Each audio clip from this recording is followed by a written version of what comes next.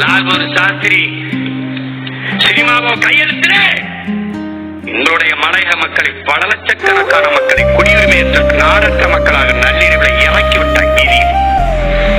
நாங்கள் எல்லோரும் அங்கே இருந்திருந்தால் எங்கள் எண்ணிக்கை வலுவாக இருந்திருக்கும். குடியுரிமை உடையா என்று சொல்லாமல் இரவோடரவாக நாடு கடத்தி இறக்கி விட்டு போயிட்டேன். அங்கே இருந்த தைல தோட்டத்தில் இங்கே வந்து தைல தோட்டத்தில் இறக்கி விட்டேன். அடுத்து இந்திரா காந்தி அம்மையார் அதே சினிமாவாக இருக்கிற தாந்தோன்றித்தனமாக என்னுடைய சொந்த நிலத்தை வெள்ளக்காரங்களத்தில் கூட அவங்களுக்கு பாட்டு இல்லை, என் பாட்டனுடைய சொந்த சொத்து கச்சத்தீவை எடுத்து கொடுத்து விட்டேன்.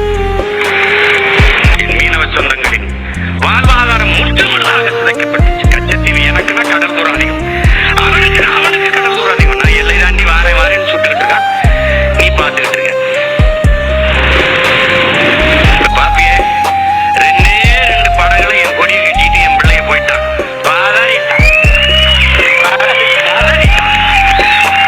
ஒரே மாதிரி உடைய போட்டுக்கிட்டு நான் என்ன சொன்னாலும் கேட்க மாட்டேங்கிறாங்க. அவன் என்னை விட தூர பிடிச்சவங்க. அந்த கச்சத்தீவை சுத்தி வந்தவனா சீமாங்கிற சீமா இல்லடா அவன் போ. அப்ப நான் வந்து சீஃப் மினிஸ்டர் தமிழ்நாடு முதலமைச்சர் உட்கார்ந்தா நான் நிலைமை என்னன்னு எப்படி இருக்கும் பாத்துக்க, நீயே வச்சுக்கின்றான்.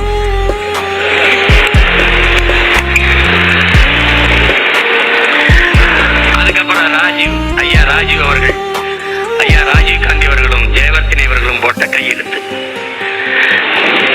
அந்த கையெழுத்து தான் வாழிந்து திணித்தது எங்களுக்குள்ளே. அதை என் தலைவன் ஏற்க மறுக்க, நீ அமைதிப்படை என்கிற ஒரு அநீதிப்படையை, அழிப்பு படையை, பீஸ் கீப்பிங் ஃபோர்ஸ் என்கிற பீப்புள் கில்லிங் ஃபோர்ஸ் அனுப்பி என் மக்களை கொண்டு குவிச்சிட்டேன்.